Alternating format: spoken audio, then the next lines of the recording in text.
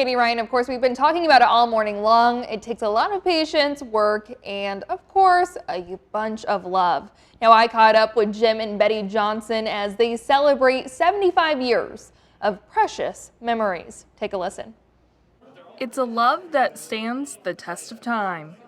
If you live long enough to hit 75 years of marriage, you have to have good something. Meet Jim and Betty Johnson. The Iowa couple met over 7 decades ago at a church picnic in Blackhawk County.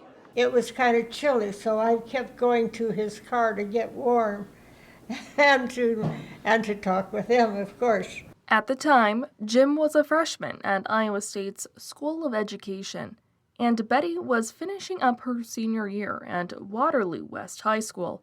It wasn't too long after the pair met that they realized they could relate to one another.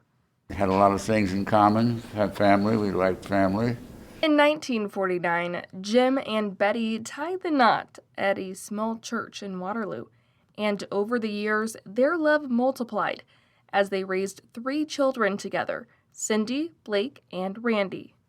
When we were growing up, we lived in a 2-story old farmhouse. When Mom and Dad bought the house, it was the only house on the block. We would take off at a very young age and jump on our bicycles and go wherever we wanted to go, but we were always back in time for dinner. It was an idyllic childhood. The memories were so great that after college, I came back and worked for my father. Jim owned an insurance company, while Betty was a stay-at-home mother. Jim accredits his wife to the humble character of all 3 of their children. She was the best teacher the kids had when she was young. She was the mother, and she was an excellent teacher. And now, 75 years later, the Johnsons are celebrating their wedding anniversary at Friendship Village, an assisted living community in Waterloo.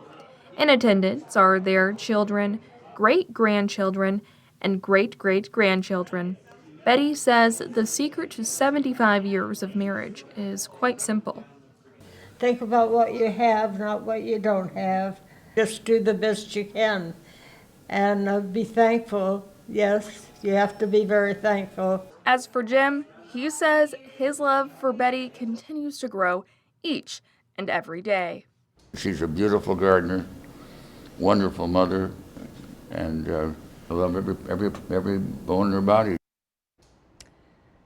To learn more about the Johnson story, you can visit our website, kwwl.com.